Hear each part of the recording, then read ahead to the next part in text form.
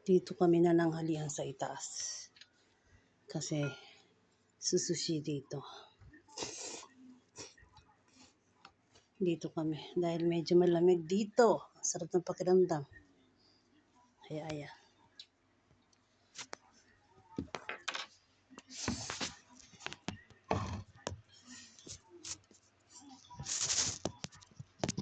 Init kasi sa ibaba.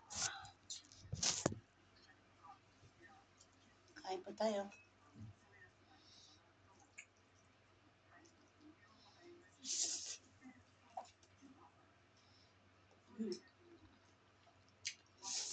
Kahit hindi naman siya kompleto sa tahong. Okay naman.